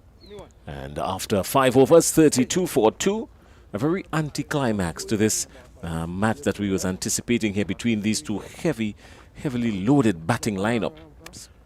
Yeah, I think the strategy there has everyone sort of confused a bit, because the Ginger Generals, they would have loved to know that they have Andre Fletcher in the hut because he's out, and the fact that he's not in there yet still has their minds, I would imagine, you know, a bit worried as to when would he come.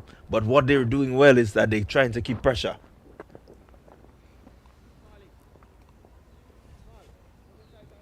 I don't think he would want to prolong this any longer.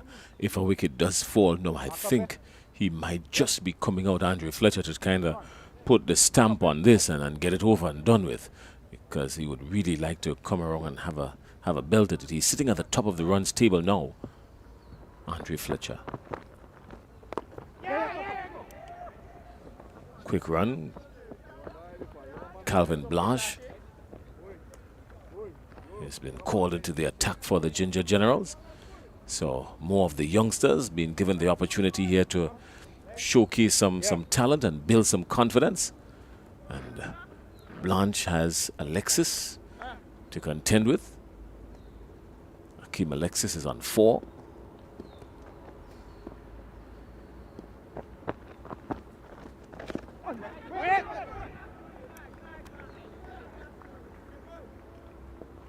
Dot ball. So boundaries are invisible, really, in this match. Really invisible are the boundaries. Yeah, the batsmen just seem a bit relaxed, not really looking to strike powerfully, but the bowling has been spot on.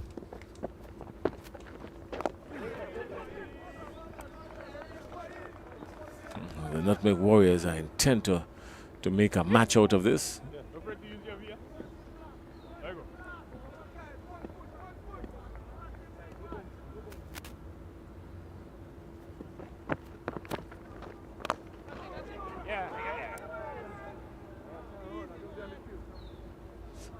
One.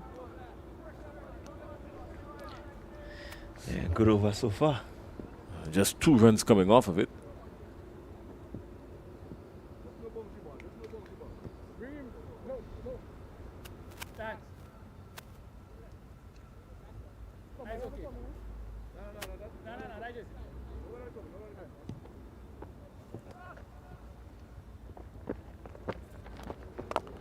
Selfishly, the call is catch. Redhead is running around. He wouldn't get there in time.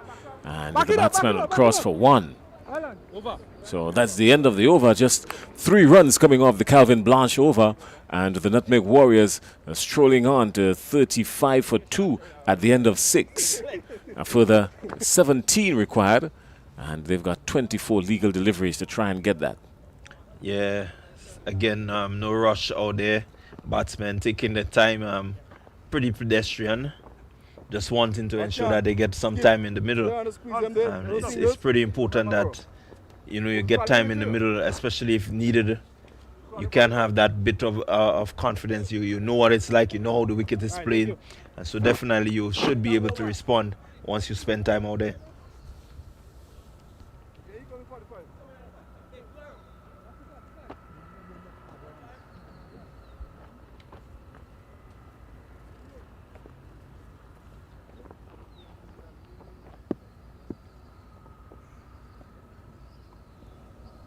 So Davis Charles has now been brought into the attack. And immediately starts to cause some confusion.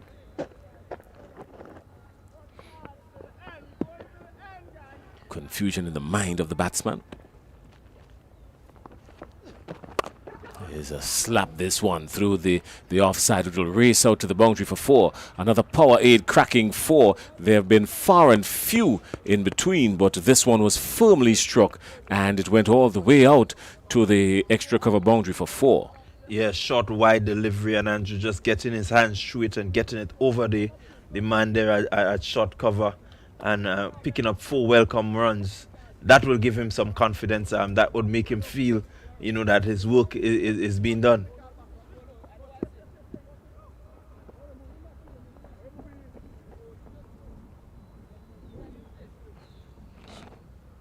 Quick change in the field here. You would have noticed a young Williams just chipping across.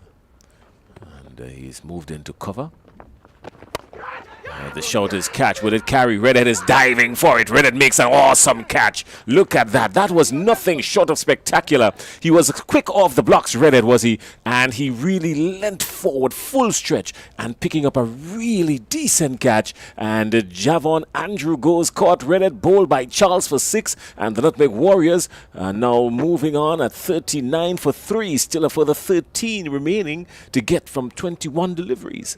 Yeah, what was really good, as you said, is that Redhead, recognizing that the ball was in the air, he took off really quickly and got really close to it so that he could put in that dive that makes it look so easy. Andrew maybe not really looking to connect it so well, but connected it really well, and so he traveled all the way to Redhead.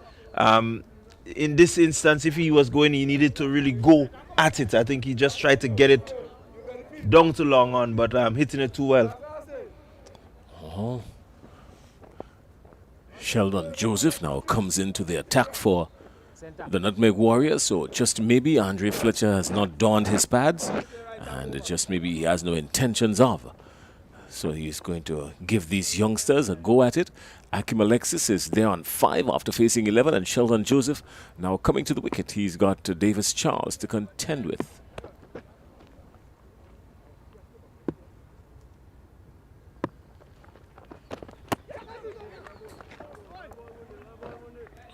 So Davis has been hitting a spot, so to speak. He's been just putting it right there, that tempting the batsman. And the call is catch and straight to point, and that's an awesome catch, a good delivery, trying to slap it away, looking for the boundary, and another wicket goes down. So the Nutmeg Warriors are 39 for 4, and with just about one legal delivery remaining in over number 7, they're still in search of 13 from 20. Yeah, pretty ordinary delivery shot there by Joseph. Not really looking to get it up over the batsman. Not really looking to get over it, but just rocking back and trying to find the gap.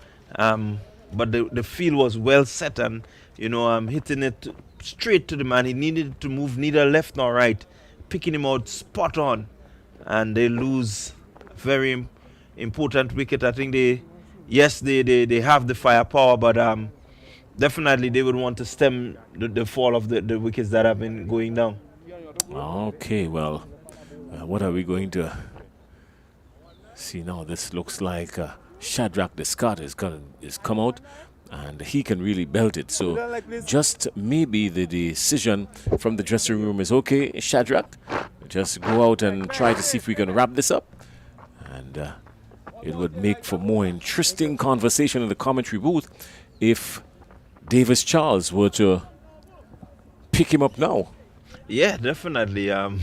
I think they might be looking to put themselves in a hole, and it will make a lot of discussion up here if they were to get into that hole.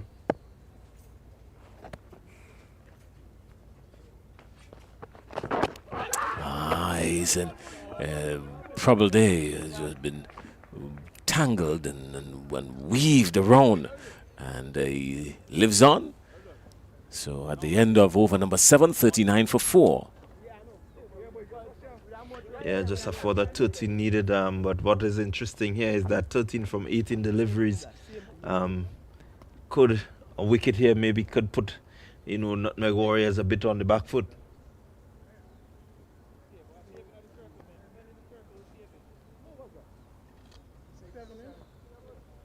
So a low-scoring affair and a whole lot of wickets falling.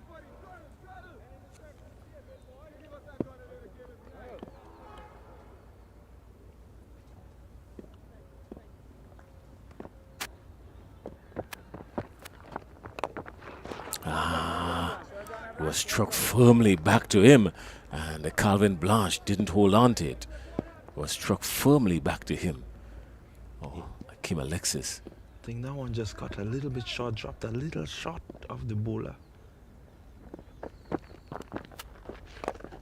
This time the call is catch, is lofted over the infield, and a good catch taken down in the deep on the long on boundary, and that's the end of Akeem Alexis. So Akeem Alexis now goes, and the Nutmeg Warriors are 39 for 5. They intend on making a match out of this when they really shouldn't have, but good bowling in nice areas from Calvin Blanche, and he has put it in the right spot and picked up a wicket. Yeah, definitely good areas. Really keeping the ball nice and steady, not giving the batsman a chance to really, get to much power behind it. I think you look at the pace that he's bowling, it was really a good pace, ensuring that, you have to put some energy into clearing the field, and he was unable to clear the field there, Alexis. Well, 13 runs required. 16 deliveries to get there. We never really thought, I didn't think in my wildest guess over the last hour that we will be here this long with this run chase. It was a very minuscule run chase, really. Just over 50 the Nutmeg Warriors mustered, and it was due to some really good bowling and fielding from the Nutmeg Warriors. They did in fact give away a few of their wickets cheaply as well, but a lot of it had to do with the pressure that was built by these Nutmeg Warriors. Well, I think the management of the Nutmeg Warriors will want to take a look at what has happened here today.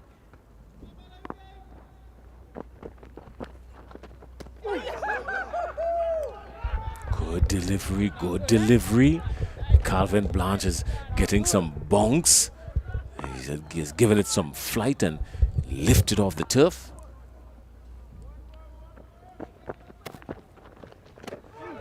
Again, he's beating the batsman. So Calvin Blanche causing some problems. Fletcher will certainly dispatch him if he misses that length.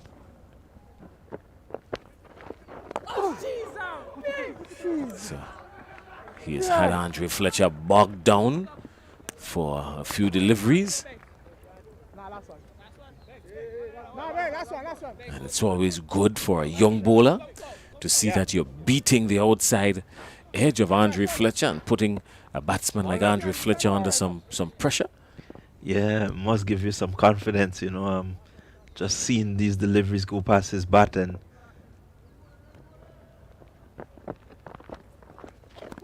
he's beaten Descartes again. This young chap here, he has bowled very well. His 2 overs just going for 4 runs and 1 wicket. Look at that economy rate, just 2 runs. Economy rate of 2. Now that was awesome from this young man, Calvin Blanche. He's bowled very well. yeah, really good bowling. I think he understood the task and you know, just seeing that the batsman couldn't get him off, I think that gave him the confidence that by the time Fletcher and Descartes come, you know, he's already in the zone, you know, and he's able to just really put them under a bit of pressure. Look, you know, they have to get accustomed or acclimatized to what is happening, and he did really well. They have been both saved by a quarter varnish each, both Descartes and Fletcher. Particularly Descartes, who was beaten all ends up. He was placed in a swivel there by Calvin Blanche. You remember the last time? So 40 for 5, just for the 12 needed, but 12 from 12 deliveries. I mean, with Andre Fletcher and Shadrach Descartes out there, it's not really a tough equation, but should not have gotten to this, if you're asking me. Even before you ask me the question, I'll answer. You really should not have gotten to this. They skittled out the Ginger Generals for 51. And this time Fletcher is driving through the onside, uppishly only to Redhead, who is lurking down on that long on boundary, waiting for anything that picks up the aerial route. Just the one. Yeah, Fletcher just using what we call the goal swing just to get that one down to mid out. Had he gotten better connection, I could imagine the Ginger Generals, they would have been ecstatic out there because it just may have carried to Redhead.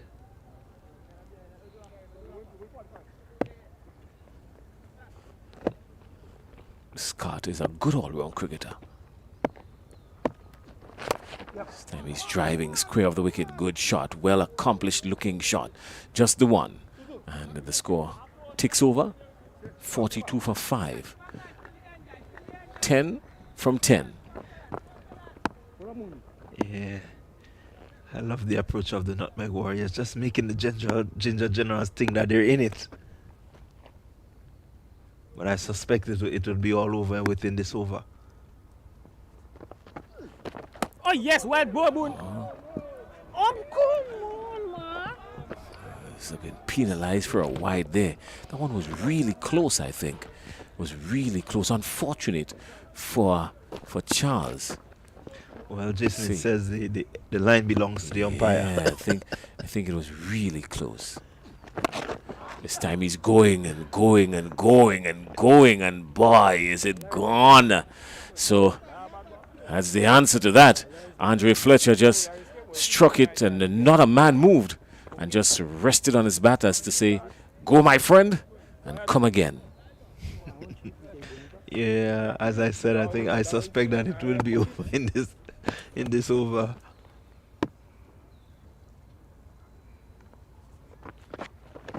Three runs needed, and Andre Fletcher is having a swing and making connection at absolutely nothing. Almost lost his stumps in the process. And more drama building here because anything can happen. Now the Nutmeg Warriors are 49 for 5. 3 runs needed, 8 deliveries to get there. But that one beat Andre Fletcher. All ends up. Yeah, got a nice bit of bounce there.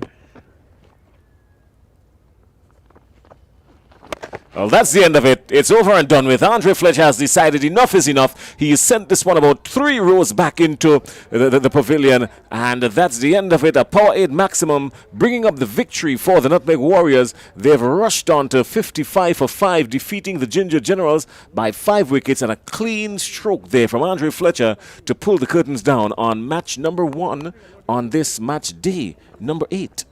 Yeah, I just had the feeling that with Fletcher coming out there, you know, he recognized that he's not going to take any further chances. Get it over and done with. A good outing for the Nutmeg Warriors. I think they did really well in terms of their bowling and giving some of their batsmen who have not really been featured a little chance to be in the middle. So seeing that, they would need to really, you know, get them to get some confidence because they just might be called upon.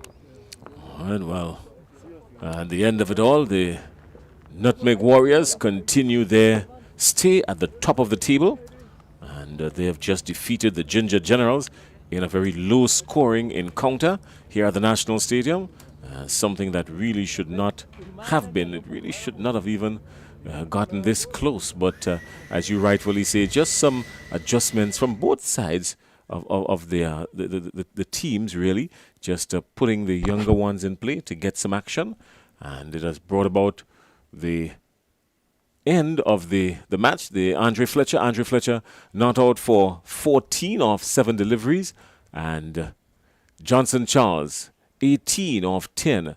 After that, it was 8 from Sunil Narayan, Akim Alexis 5, 6 for Javon Andrew. Sheldon Joseph was caught Lawrence, bowled by Charles without scoring, and Shadrach Discard just the solitary run, 1.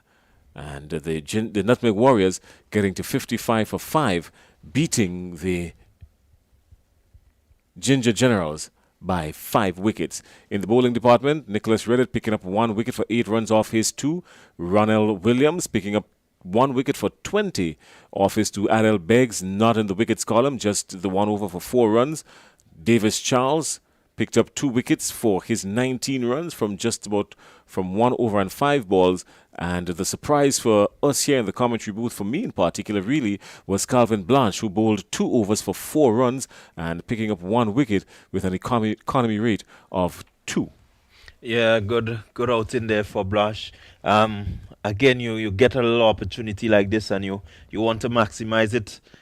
He did well by coming and just keeping the pressure on the batsmen out there, recognizing that these are guys that have not really been out in the middle, hitting it, striking it. You know, definitely he did really good work, and able to keep the pressure, not really releasing the pressure. He could have been a different mindset that says, you know what, our total is low, we're not going to really fight. But the approach from the Ginger Generals was really good. And it's good to see that Jeremiah and his camp is still willing to allow the youngsters to get opportunities to showcase their skills. Well, they would have loved to have a win today, these Ginger Generals, because having a win today would have placed them up to the top of the table. But that hasn't happened. They would have been sharing top of the table positions with the Nutmeg Warriors, but now the Nutmeg Warriors basically leapt out in front. Now they're going to jump to 9 points, and the Bay Leaf Blasters are still there on 6. Now, in the meantime, the Bay Leaf Blasters, they do not play today, but they do play tomorrow. They're in the first game against the Saffron Strikers, so they will be looking to pick up a win there against the Saffron Strikers. The second game this afternoon, the Saffron Strikers will be playing against the Cinnamon Pacers. Cinnamon Pacers right down at the bottom of the table, and the Saffron Strikers sitting in position number 4 as we get into the second half of the tournament. So, Kerry is down on the field, and we've got the Power Aid presentation about to happen just right at this minute. So, Kerry, go ahead. We're not hearing you, Kerry. I think your mic might just be off, so make some adjustments to that and then come back at us one more time. You might be hearing us now. Now, Yes, we're hearing so you we loud and have clear. we have the presentation for match number 15. First of all, I'd like to recognize the most economical bowler in the match. The Powerade most economical bowler goes to Calvin Blash. 2 overs, no more than 1 for 4. He would receive his prize from Mrs. Akisha Holas Belfon.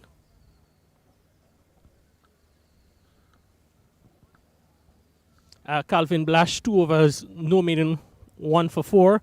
One of the most economical spells in the entire history of the tournament. And now we get set for the player of the match. Of this match, obviously, with 2 scores of just over 50, a bowler, and this time the player of the match goes to Imran Joseph of the Nutmeg Warriors.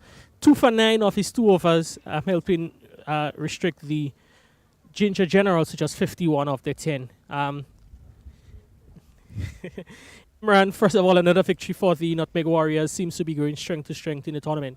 Yeah, it's a nice feeling though, seeing that we've been putting in the hard work and we're getting the rewards. I like to see that from the guys. Yeah, bowling has been on point in the tournament, among the wickets, among the more economical bowlers in the tournament. Must be pleased with your personal performance. Yeah, well, for the first 2 games, I was, under a little bit of pressure, and I start feeling more comfortable around the guys now, and I've been putting in the works now. And you guys sit comfortably at the top of the table. I'm sure it's a position you not want to relinquish anytime soon. Yeah, well, that's our position, and I don't think we're moving from there. All right, well, all the best to you guys for the rest of the matches in this group stage of the tournament. So that was the confident Sunday Imran Joseph, player of the match, Powerade player of the match for this match number 15. All right, well, thank you very much, Kerry. And that will put a wrap on the first game of the day. We've got match number 2 coming up, in where we will see the Saffron Strikers going up against the Cinnamon Pacers. And that would be another interesting and lively encounter. So until then, we'll be joining you just around 2:15 for a scheduled 2:30 start of match number 2 on match day number 8. Until then, we see you in just a little bit.